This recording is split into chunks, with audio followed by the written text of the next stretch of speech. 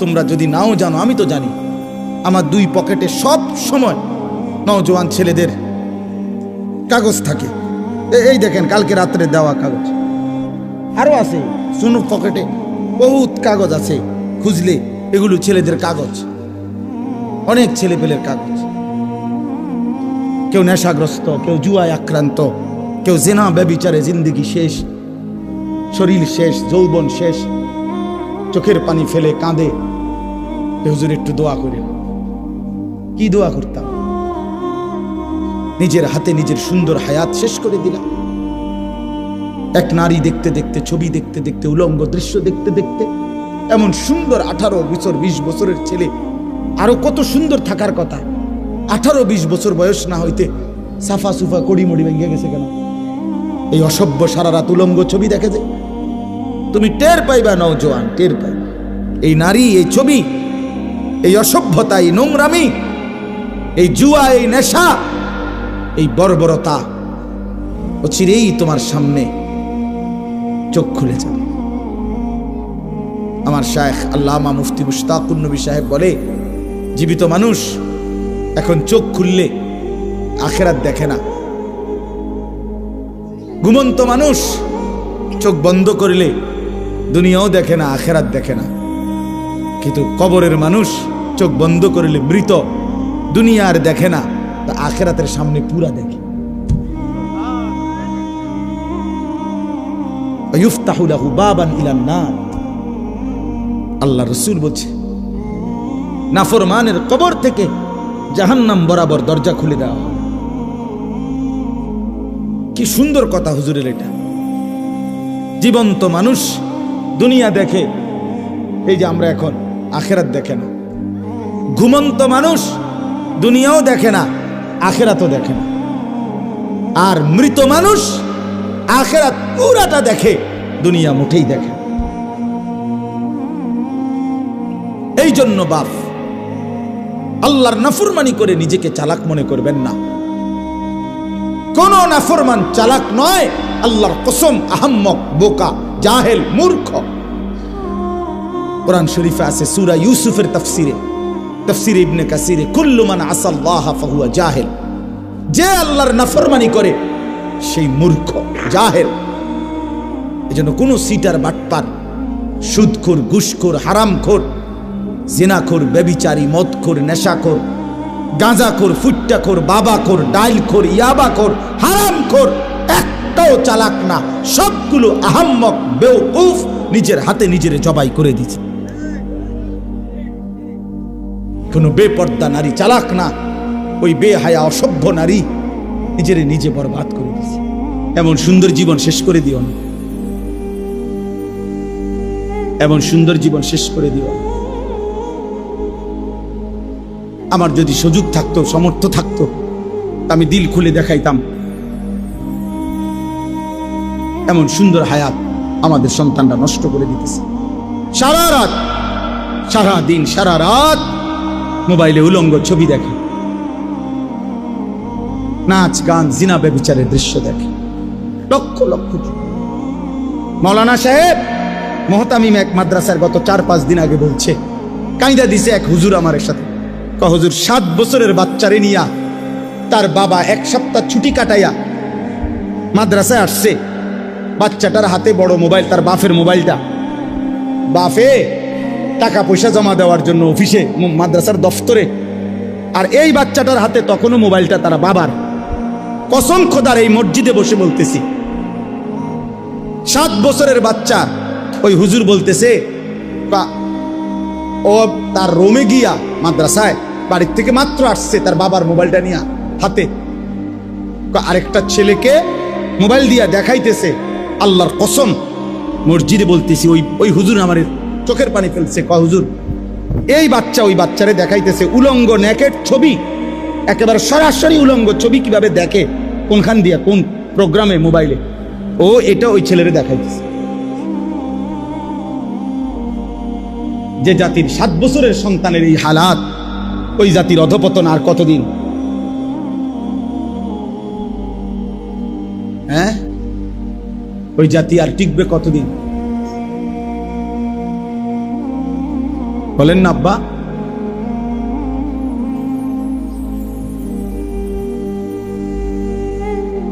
বলেন,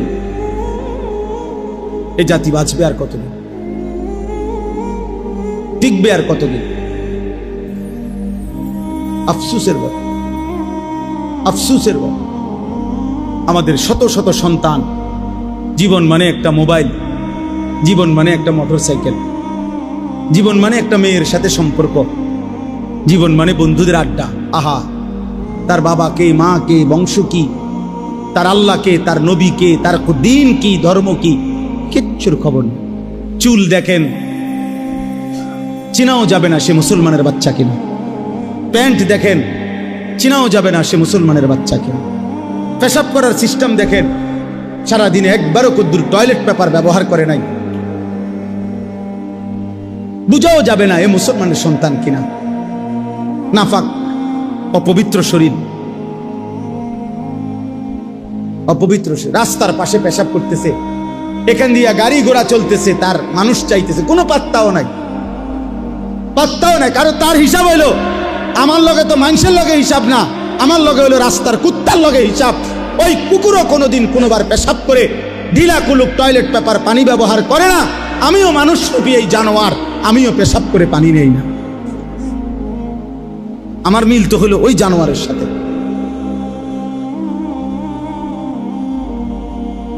আমি মানুষের দিকে চাইয়া লাভ কি? মানুষের লগে তো আমার হিসাব না, আমার হিসাব তো পশুর সাথে। বাবার ওই দিন আপনি শুনেন, ওই দিন আমি দেখলাম এক ভাই, এক লোক ট্রাকের থেকে সিমেন্টের বস্তা নামাইতেছে। বিশ্বাস করেন, আমি নিজে দেখছি। ওই দেখেন, ওই অপদার্থরে দেখেন, ওই গেটের সামনে দাঁড়ায়া ছবি উঠাইতেছে।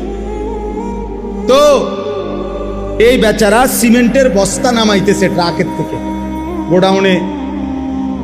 আমি তাকাইয়া রইলাম। বিশ্বাস করেন, তার সারাটা শরীর থেকে ঘাম কাকে বলে আমার কাছে মনে হয় যেন ঘামে ভিজা রয়েছে বেচারা, মানে পানিতে চুবানো মনে হয় যেন। এই পরিমাণ ঘাম ঝরতেছে সারাটা শরীর থেকে, একটা একটা সিমেন্টের বস্তা নামাইতেছে। আমি খবর নিলাম, সর্বোচ্চ এক বস্তা সিমেন্ট ট্রাকের থেকে নামাইয়া গোডাউনে রাখলে সর্বোচ্চ 10 টাকা। হ্যাঁ, 5 টাকা, 7 টাকা। আচ্ছা ভাই, আমি 10 টাকাই ধরলাম। তাইলে 50টা সিমেন্টের বস্তা নামাইতে গিয়া খোদার কসম তাকে 50 বার কোমরটা বাঁকা, নাইলে সে সিমেন্টের বস্তা নামাবে কেন? 50টা সিমেন্টের বস্তা নামাইয়া 10টা টাকা করে, 500টা টাকা একটা নোট হয়তো, বিনিময়ে তার কোমরটা 50 বার বাঁকা হয়ে গেছে। কি পরিমাণ ঘাম ঝরছে! এই 500টা টাকা ঘাম মুইচা, ছোট একটা গামছা দিয়া শরীরটা মুইচা, এখান থেকেই 200টা টাকা, 300 টাকা হয়তো সন্তানের পড়ালেখা বা অথবা সন্তানের হাতে দিছে। আর নাফরমান সন্তান বাবার এই ঘাম ঝরানো টাকা দিয়ে সারা রাত মোবাইলে উলঙ্গ ছবি দেখে।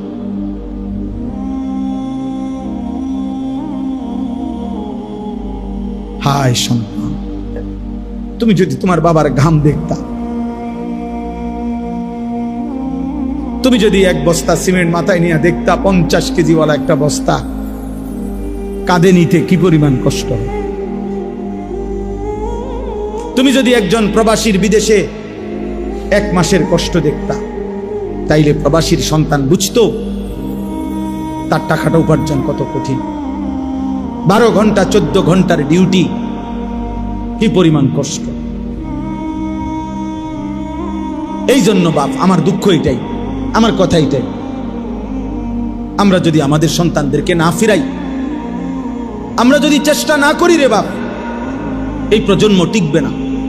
আপনারা কয়জন বাপ চাচা যারা আছেন, আপনাদের ছোটবেলা থেকে আপনারা হয়তো কিছু আল্লাহ খোদা নামাজ রোজার কারণে এখনকার এরা টিকে আছে, কিন্তু এরা যদি এভাবে 30 বছর পার করে যে নামাজ নাই, সেজদা নাই, হালাল হারাম নাই, নারী ছবি দেখতে দেখতে এই চোখ শেষ করে ফেলছে, এদের হাতে যেই জেনারেশন আসবে ওরা কেমনে ঈমান পাবে?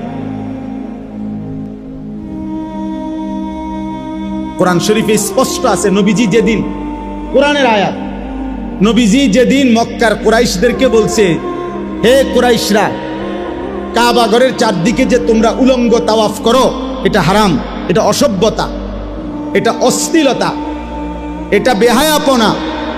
ওয়া ইদা ফাআলু ফাহিশাতান, কোরআনের আয়াত। মক্কার কুরাইশ কাফেররা কি বলছে জানেন? শুনতেছেন আপনারা? অবাক হয়ে যাবেন, অবাক। কোরআনের আয়াত। মক্কার কাফেররা বলতেছে, মুহাম্মদ শুনো, এই যে ঘর, আল্লাহর ঘরের চারদিকে আমরা, ওই বেটা এই জলদি করো, সরো বেটা, না এসে খটর খটর করতে পারে।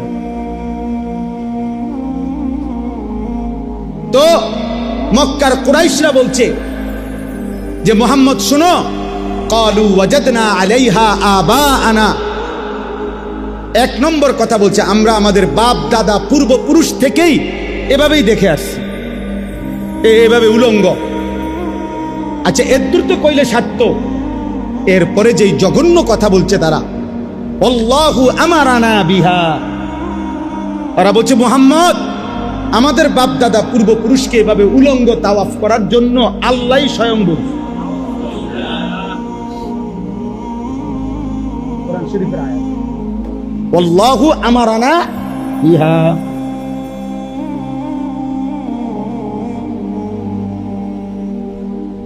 একদিন মনে রাখবা ছেলেরা, তোমাদের সন্তান বলবে যে আমি বুঝ হওয়ার পরে আমার বাবারে প্রথম যেদিন দেখছি, সেই থেকেই দেখছি আমার বাবা নারী দেখে, ছবি দেখে, অতএব এটাই নিয়ম। আমি বুঝ হওয়ার পরেই দেখছি আমার মা এভাবে অর্ধ উলঙ্গ কাপড় পরে বাজারে বাজারে ঘুরে, মেয়ে বলবে এটাই নিয়ম, এটাই নিয়ম। দেখেন, দেখেন, মনে রাখেন। এজন্য আমরা এই অস্থিরতা প্রকাশ করি। আমাদের ফিকির এটা, আমার জিন্দিগির মেহনত এটা, আমার জীবনের স্বপ্ন এটা। আমার দেশের কিশোর যুবক আল্লাহর দিকে ফিরবে ইনশাআল্লাহ, ইনশাআল্লাহ। আগামী দিনে ওরা মাহাদির পক্ষে লড়বে ইনশাআল্লাহ, দাজ্জালের বিরুদ্ধে লড়বে। গাজা এবং ফিলিস্তিনের শেষ মুসলমানটাও শহীদ হলেও, আর একটা মানুষও যদি বেঁচে না থাকে, মাটির নিচের একটা মুজাহিদও যদি শহীদ হয়ে যায়, তবুও বিশ্বাসী ইয়াকিন রাখতে হবে বিজয় ফিলিস্তিনের হবে ইনশাআল্লাহ, গাজার বিজয় হবে ইনশাআল্লাহ।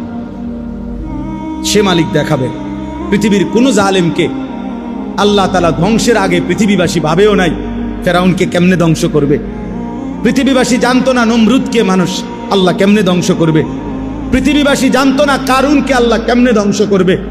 পৃথিবীবাসী জানতো না নূহ আলাইহিস সালামের কওমকে আল্লাহ কেমনে ধ্বংস করবে। পৃথিবীবাসী জানতো না। কোন জালেম, নেপালের অর্থমন্ত্রী, যে বেটা অর্থমন্ত্রী, মানে যে বেটা পুরা দেশের অর্থের মেন গোডাউন যার হাতে, এ বেটারে ফিরতে ফিরতে শেষ পর্যন্ত শুধু জাইঙ্গা ছাড়া আর কিছু যায় ছিল না। এই অবস্থায় ফিরতে ফিরতে নিচে গাঁতাত ফালাইছে। ওইখানে আবার ইটা মারতে মারতে, ইট মারতে মারতে এরপরে ওই মারা গেছে। মন্ত্রী এবং মন্ত্রীর পরিবারের সদস্যরা হেলিকপ্টারের রশির মধ্যে ঝুলতেছে বাঁচার জন্য। সারা পৃথিবী দেখে নাই। এটা কত 300 বছর আগের ঘটনা না 30 দিন আগের ঘটনা? এক সপ্তাহ হয়েছে। কি দোস্ত,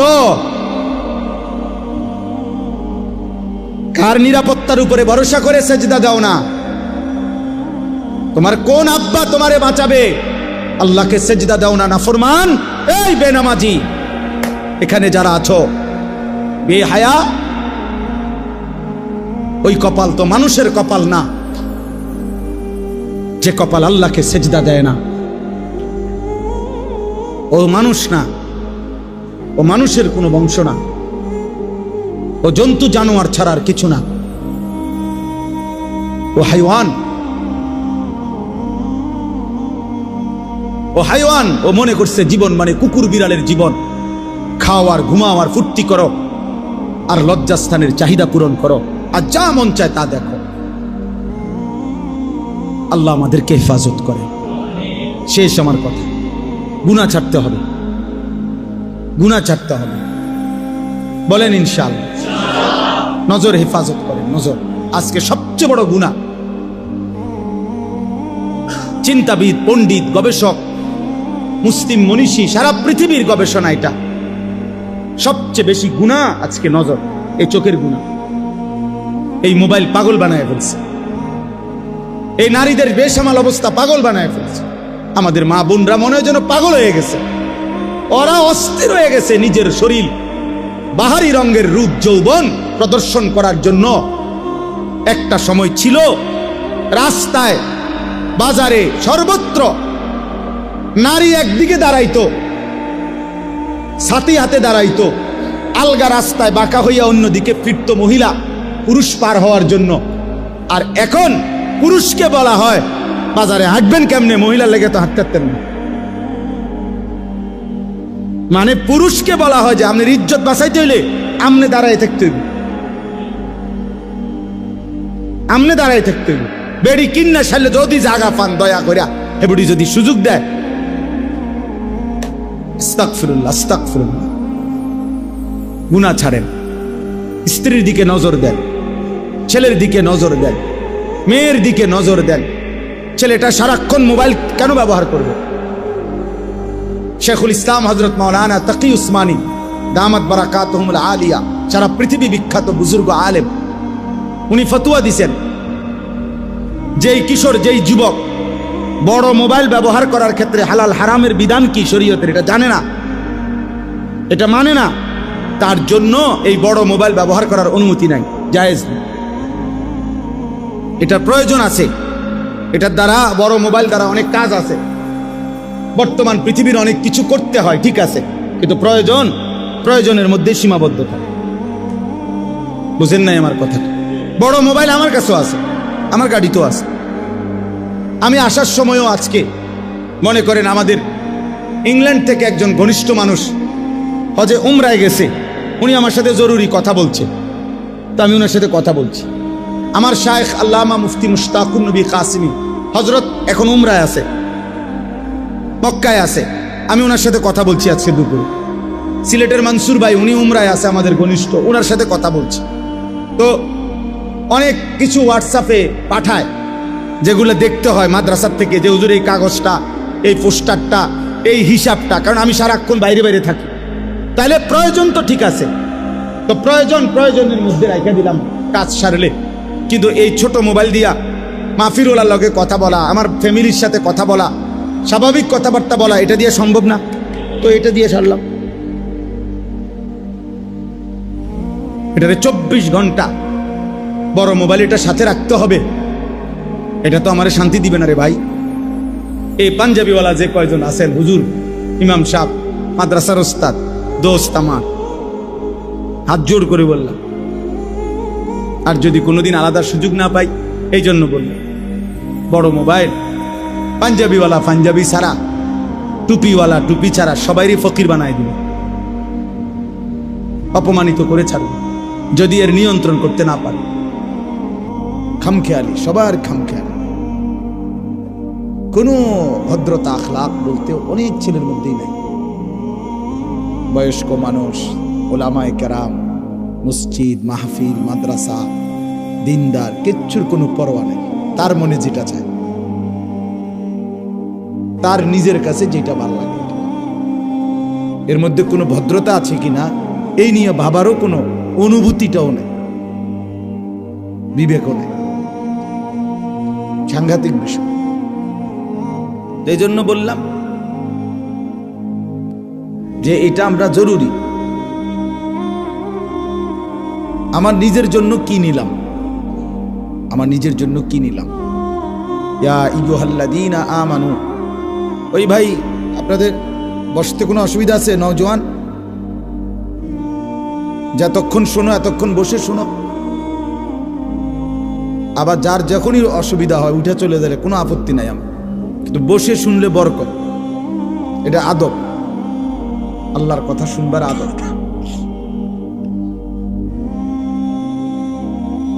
সাংঘাতিক বরকত হয়। কোরআন সুন্নাহর ইলম যথাযথ নিয়মে যখন কেউ শোনে তার ভীষণ বরকত হয়। যথাযথ নিয়ম মানে আদব রক্ষা করে। কোরআন শরীফে আছে মুসা আলাইহিস সালামকে আল্লাহ তাআলা বলছেন, তুর পাহাড়ে প্রথম যেদিন কথা বলে সেদিনই আল্লাহ বলে নিছেন, ইন্নী আনা রব্বুক, মুসা আমি তোমার রব, ফাখলা না আলাইক, তোমার জুতা খুলে ফেল। কেন? আনা আখতারতুকা, আমি তোমাকে নির্বাচিত করেছি। ফাসতামি লিমা ইউহা, অতএব তুমি আমি আল্লাহর কথা মনোযোগ দিয়ে শোনো। সরাসরি কোরআন শরীফের আয়াত। আল্লাহর কথা মনোযোগ দিয়ে শুনতে বলছে এবং জুতা খুলে শুনতে বলছে। এজন্য জুতা পায়ে আল্লাহর কথা শুনলে বরকত হয়। এজন্য আমাদের মাদ্রাসাগুলোতে দেখবেন, বিশেষ করে কওমি মাদ্রাসায় একেবারে নুরানির ছোট বাচ্চা থেকে শুরু করে দাওরায়ে হাদিসের বড় ছেলে সব আমরা মাটিতে সমান জায়গায় বসে পড়ি জুতা ছাড়া। এটাই আদব, এটাই ইলমের আদব। হযরত জিবরাইল আলাইহিস সালাম হাদিসের মধ্যে আছে, নবী সাল্লাল্লাহু আলাইহি ওয়াসাল্লামের কাছে যখন মানুষের আকৃতিতে আসতেন, তো নবীজি সাল্লাল্লাহু আলাইহি সাল্লামের কাছে যখন আসতেন মানুষের আকৃতিতে, তখন তিনি নবী সাল্লাল্লাহু আলাইহি সাল্লামের সামনে একদম বরাবর মুখোমুখি হয়ে বসতেন, একদম মুখোমুখি। ফাসনাদা রুকবাতাইহি ইলা রুকবাতাইহি, একদম দুই হাঁটু বরাবর মুখোমুখি বসতেন। ফলে কি হতো? নবী সাল্লাল্লাহু আলাইহি সাল্লামের দুই হাঁটু এবং জিবরাইলের দুই হাঁটু মুখোমুখি। এটা যখন হয় মুখোমুখি, তখন বুকও মুখোমুখি, চেহারাও মুখোমুখি। আপনি যদি আমার বরাবর বসেন মুখোমুখি, তাহলে আমার বুক আপনার বুক মুখোমুখি না, চেহারাও তো মুখোমুখি। এতটা মনোযোগ দিয়ে বসতেন, হাদিসে আছে জিবরাইল আলাইহিস সালাম। এরপরে শুনতেন, বলতেন, জিজ্ঞেস করতেন নবীজির কথা। তার মানে যথাযোগ্য আদব ছাড়া দিন আসে না। তোমরা যদি ছেলেরা মসজিদে জুমার বয়ান, আমার পরামর্শ শোনো, 6টা মাস জুমার নামাজের বয়ান মনোযোগ দিয়ে শোনো। তোমার হেদায়েতের জন্য তোমার মহল্লার ইমামই যথেষ্ট। এখানে বিরাট হুজুর আনার কোনো দরকার নেই, বাস্তব কথা এটা। কিন্তু যথাযথ মনোযোগ না থাকার কারণে বেচারা ইমাম সাহেব সবই বলে, কিন্তু কেউ জিমায়, কেউ দুষ্টমি করে, কেউ খামখেয়ালি করে, এই এমনে এমনে সময়টা চলে যায়। পরে কয় আমগো হুজুর তো এটা কইছেন, আমনে হুজুরে বলছিল আপনি জিমাইছেন বই, আপনি আপনার হুজুর দেখে পাত্তা দেন নাই, আমগো গ্রামের হুজুর আর কি কইব। এই মানে এরকম একটা বাপসাবের কারণে, কিছুটা গাফলতির কারণে এই মাহরুম বঞ্চিতই থেকে যায়। এই জন্য বাপ মনোযোগ দরকার, আন্তরিকতা দরকার। মোবাইলটা নিয়ে খটর খটর করলে, এজন্য এটা জরুরি, আন্তরিকতা থাকা, খুব মনোযোগ দিলে, দিল দিয়া একবার। যে কোনো হুজুর পরিচিতি জরুরি না, আল্লাহর কথা শুনবার জন্য ওই হুজুরের ব্যাপক পরিচিতি থাকতে হবে, এটা জরুরি না। আল্লাহর কসম, এটা ধোঁকা। জনপ্রিয়তা একটি ধোঁকা, এটা একটা মোহ, ধোঁকা।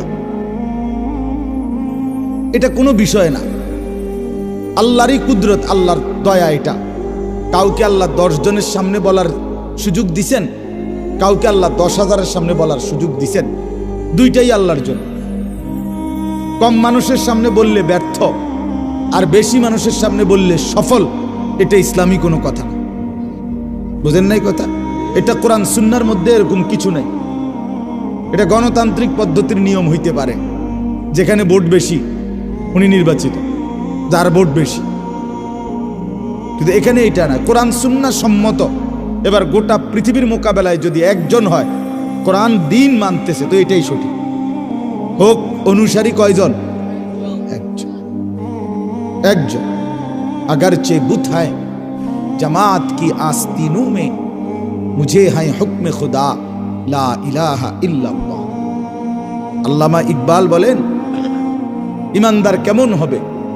ইমানদার হবে এমন যে ইমানদার বলবে, যদি পুরা জাতির প্রত্যেকের কাছে একটা একটা মূর্তি থাকে, সবগুলো মূর্তি একত্রিত করে স্তূপ দেয়, আর আমাকে যদি সেই স্তূপের উপরে দাঁড় করিয়ে দেয়, আমি ইমানদার সেখানে দাঁড়িয়েও বলবো লা ইলাহা ইল্লা। এরে বলে ইমান। পুরা জাতি ধ্বংস হয়ে গেছে, তারপরও আমি আল্লাহর রাস্তা থেকে এক চুল নড়ব, এইটারে বলে ইমান। তাহলে এখানে সংখ্যা কোনো বিষয় না, কোরআন সুন্নাহ সম্মত হওয়া এটা বিষয় ভাইয়া। আজকে আমরা এই খ্যাতির মোহে কিছু শুনি কিছু শুনি না। কোনো একজন বক্তার হয়তো একটু পরিচিতি আছে তো তারে নিয়ে হুড়াহুড়ি, কিন্তু ভাইয়া আল্লাহর কথার দিকে আগ্রহী হওয়া উচিত। আমারে মনে করেন সব অনেক মানুষ চিনে, এখন আপনি 1 কোটি মানুষ মনে করেন আমারে চিনে, তো আমারে চিনলো মনে করেন 1 কোটি মানুষ, আপনার লাভ কি? আমার প্রশ্ন এটা, আমারে না চিনে তো আপনার ফায়দা কি? বুঝেন নাই আমার কথাটা?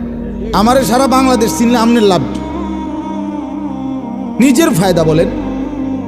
আপনি কি নিলেন আল্লাহর কোরআন থেকে, রাসূলুল্লাহ সাল্লাল্লাহু আলাইহি সাল্লামের হাদিস থেকে, সেটা না বলবেন।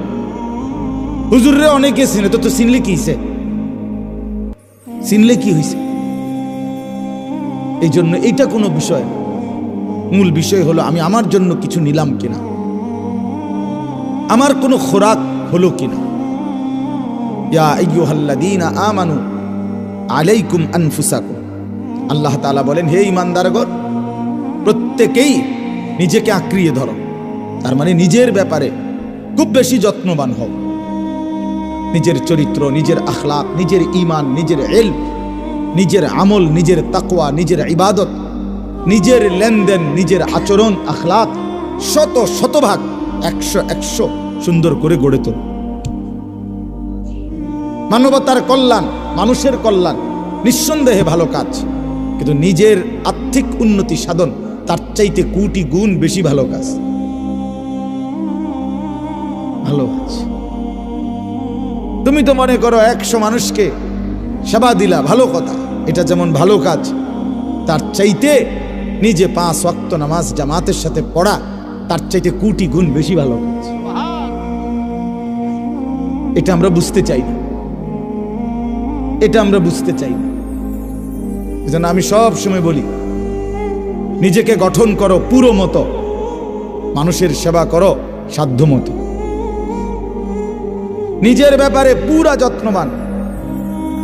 মানুষের কল্যাণ আমি যেতটুকু আমার সাধ্যে কুলায় এতটুকু।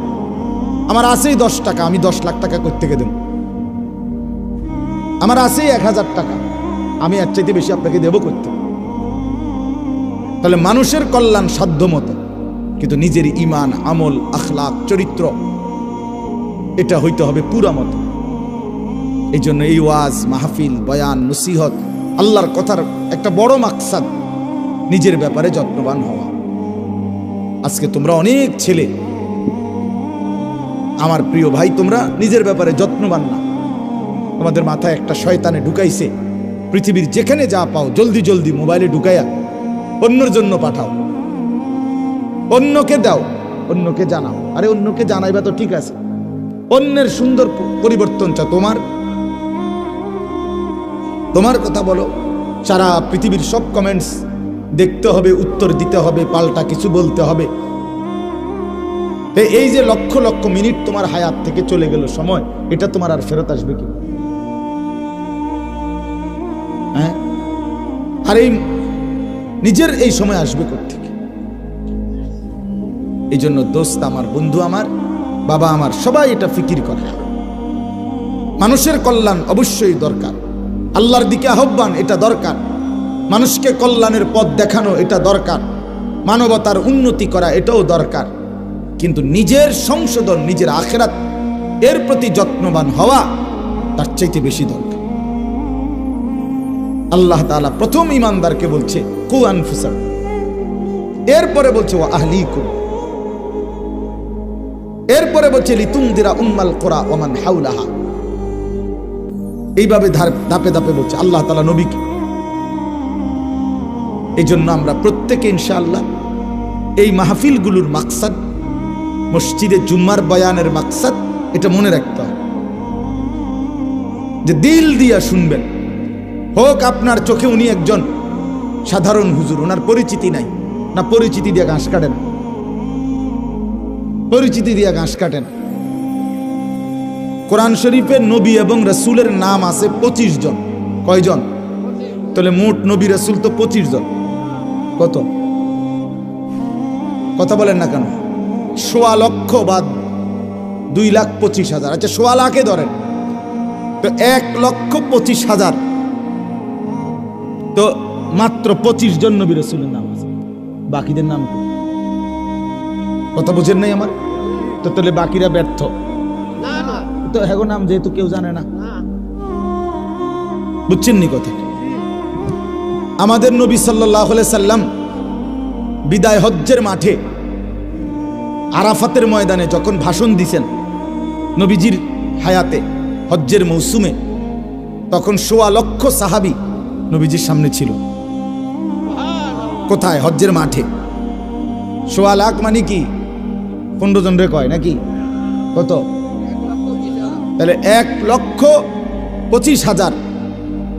এই 1.25 লক্ষ সাহাবীর নাম গোটা পৃথিবীতে কোনো ইতিহাসের কিতাবে, তারিখে, আরবি, বাংলা, উর্দু, ফার্সি, কোথাও 5,000 সাহাবীর নাম, 10,000 সাহাবীর নাম পৃথিবীর কোথাও নাই, কোনো কিতাবে নাই। একেবারে সব জোড়া তালি দিয়া মিলাইলে 10,000 বাইর করতে কঠিন হয়ে যাবে, কাম বাইর। 313 জন বদরি সাহাবী, ওনাদের নাম একসাথে আছে। তো যদি একেবারে 10,000-এর নামও পাওয়া যায়, তো বাকি 1,15,000-এর নাম কই? বুঝেন নাই এমনি কথা? আর শুধু তো হজ্জের মাঠে ছিল 1,25,000, তো ওই বছর তো সবাই হজে গেছে না, বাড়ি ঘরে আর মানুষ ছিল না তারা। এই জন্য ছেলেরা আমার, এটা বলো, তোমরা বলো তাইলে, যে এই সাহাবীদের নাম এখন পৃথিবীর কোনো কিতাবে নাই, ওনারা ব্যর্থ। এই খ্যাতির মোহ, পরিচিতির এই মোহ, এটা ছাড়ো।